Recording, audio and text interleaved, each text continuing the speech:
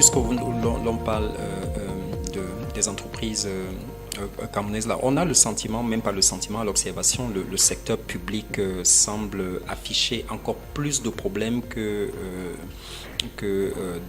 le reste du secteur privé, c'est-à-dire que les entreprises qu'on appelle les entreprises du secteur public sont dans une situation qui est absolument générale, qui est à peu près catastrophique.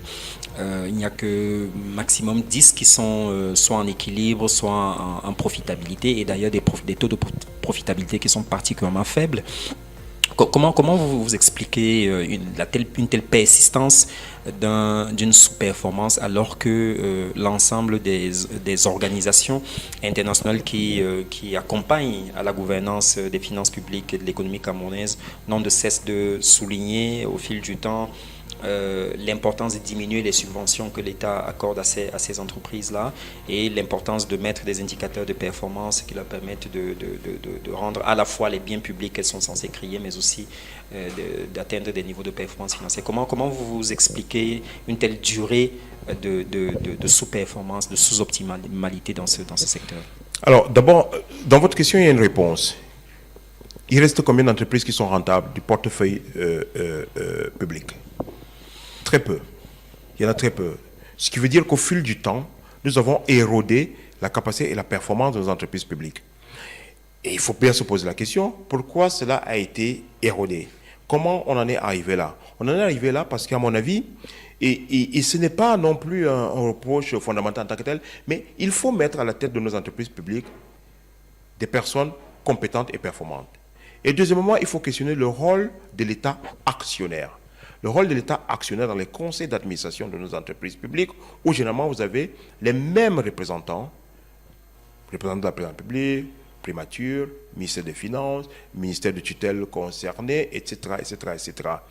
Est-ce que ces administrateurs-là ont la capacité, la compétence de comprendre, d'analyser un bilan d'entreprise, d'analyser les principaux soldes caractéristiques de gestion d'une entreprise, de pouvoir analyser les principaux agrégats de l'entreprise? Est-ce qu'ils ont la capacité, surtout après les avoir analysés, d'adresser un rapport conséquent d'observation à la direction générale et ensuite au ministère auquel ils sont rattachés, c'est-à-dire au ministre qui les a mandatés pour aller au conseil d'administration, la primature ou la présidence de la République?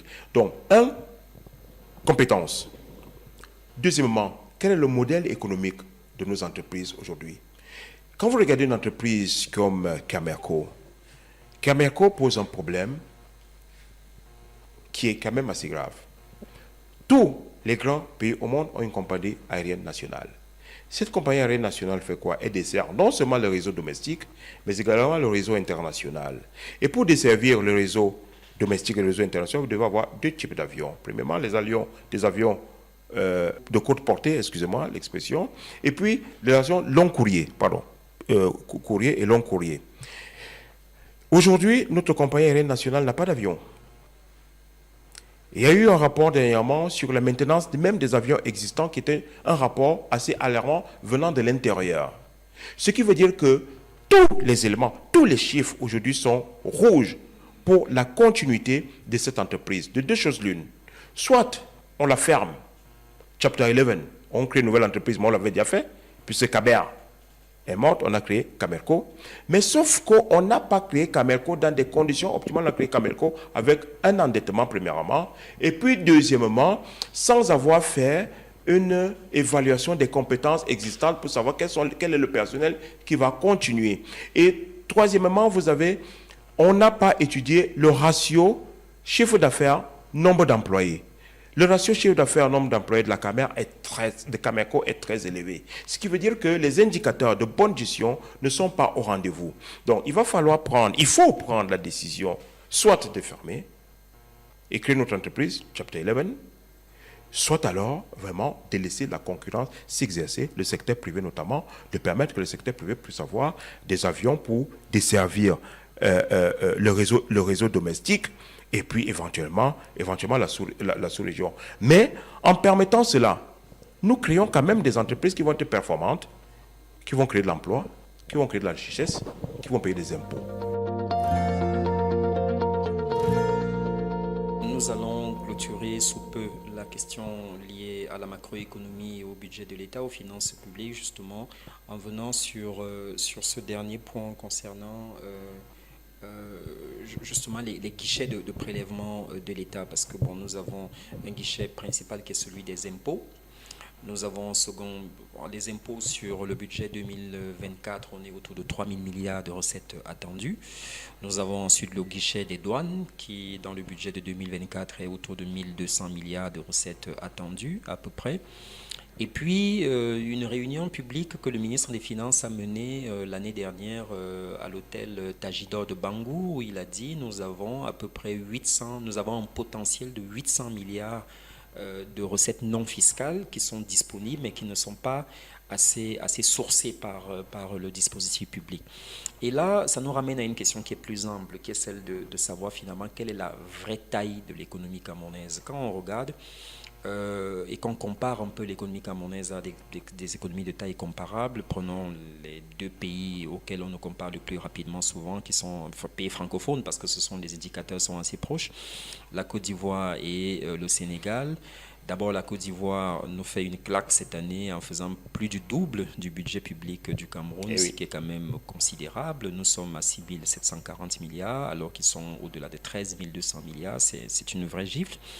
Et la seconde gifle, mais que les gens perçoivent un peu moins, c'est celle du Sénégal, qui a une population de moindre importance que celle du Cameroun, qui a même...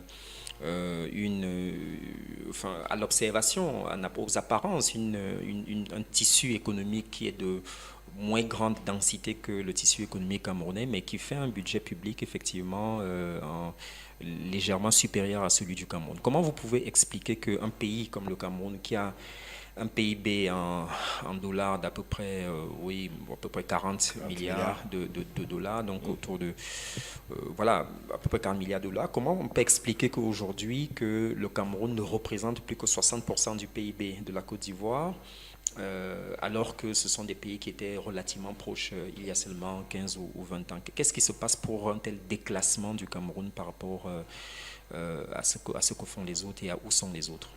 L'investissement. L'investissement et l'investissement. Et pour investir, le financement. Il faut financer. La Côte d'Ivoire et le Sénégal sont devenus un peu des exemples. Et même plus loin, l'Éthiopie. Il y a quelques années encore en arrière, nous étions plus jeunes, on disait que l'Éthiopie, c'était le pays de la famine. Aujourd'hui, l'Éthiopie fait partie des pays qui attirent le plus d'investisseurs et d'industriels en Afrique. Malgré la guerre. Malgré la guerre. Et il ne vous échappe pas que la Côte d'Ivoire a subi également 10 années de guerre. Est-ce qu'on peut dire donc que le fait qu'un pays ait été en guerre lui donne plus d'envie? Nous avons également le cas du Rwanda, qui est devenu également l'un des exemples en Afrique. Est-ce que le fait d'avoir été en guerre surmotive les populations et les gouvernants pour pouvoir reconstruire rapidement, efficacement leur pays et puis surtout faire un saut en bond en avant? Mais le cas de la Côte d'Ivoire est assez symptomatique. La Côte d'Ivoire, le principal produit de la Côte d'Ivoire, c'est le cacao, qui représente à peu près 40%, je crois, de son commerce extérieur. Et on vient de trouver, il y a quelques jours, du pétrole et du gaz. Vient de trouver du pétrole et du gaz. Pendant qu'ils font ces avancées, chez nous, notre production de pétrole a diminué. Mais elle a diminué pourquoi? Pas parce qu'on n'en a pas, mais à mon avis parce que nous n'avons pas suffisamment fait d'exploration ces dernières années, investi à nouveau dans l'exploration. Donc, par conséquent, quand on regarde l'économie de la Côte d'Ivoire, l'économie du Sénégal, là où ces pays-là obtiennent de bons résultats, nous, le Cameroun, nous n'avons pas de bons résultats. Nous faisons partie des 5 plus grands producteurs de cacao au monde. Mais notre capacité, et malgré le fait que ces derniers jours, le cacao, vous avez vu sur le marché international, a connu une flambée extraordinaire, la plus grosse depuis 1977, où la tonne va se vendre aujourd'hui à plus de 6 000 $ la tonne. Ça profite au Cameroun, petitement à mon avis, malgré les effets d'annonce, ça profite petitement au Cameroun. Alors, par contre, la Côte d'Ivoire, dont la production, la quantité de production a été ralenti à cause des problèmes climatiques. Il y a eu plus de pluie qu'il n'en fallait, ça a détruit les récoltes. Et puis il y a un champignon aussi qui a attaqué le cacao là-bas. Dans la Côte d'Ivoire, le Ghana ont donc aujourd'hui une production qui est en deçà. Ce qui, évidemment, par l'effet de l'offre et la demande sur le marché international, a fait en sorte que le cacao grème et ne s'arrête pas. Le Sénégal a une particularité.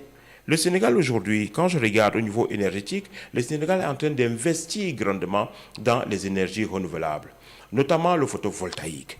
Ils investissent, ce qui veut dire qu'ils ont aujourd'hui une énergie qui est beaucoup plus continue que la nôtre. Et si vous avez plus d'énergie, vous avez plus d'entreprises du secteur industriel qui peuvent travailler, qui peuvent produire. Et qui plus est, le Sénégal aujourd'hui également a une attractivité qui est au niveau de son tourisme.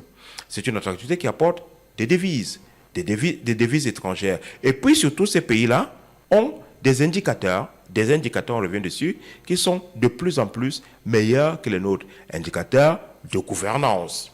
Indicateurs, par exemple, sur la durabilité de leur économie, etc. Ce qui fait que, naturellement, ils sont en une situation de croissance qui leur permet d'avoir des fonds, de lever des fonds, d'avoir des fonds intérieurs, mais également des fonds extérieurs qui sont en train de lever, et on n'est pas surpris de leur prouesse. Ça devrait nous donner, à mon avis, un coup de fouet. Un coup de fouet dans notre pays pour se dire bien que si nous faisons les comparaisons, si nous allons encore beaucoup plus loin, on peut aller faire encore les comparaisons avec des pays comme la Malaisie. La Malaisie aujourd'hui fait partie du top 30 des pays dans le monde. Nous étions au même niveau que la Malaisie dans les années 60. Même niveau. Et la Malaisie s'est développée en produisant quoi? Le palmier à huile et le pétrole. Palmier à huile et pétrole. Nous avons les deux matières-là dans notre pays. Mais ils ont fait quoi d'autre? Il faut toujours un marché financier efficient. Il y a un marché financier là-bas qui permet effectivement de faire rencontrer les entreprises en demande d'épargne et les épargnants. Donc, marché financier existant, efficient, et puis surtout, production également, économie tournée vers l'extérieur. Et lorsque l'économie est tournée vers l'extérieur, vous avez encore plus de rentrées de devises sur lesquelles on peut discuter également avec l'histoire de notre franc CFA, etc.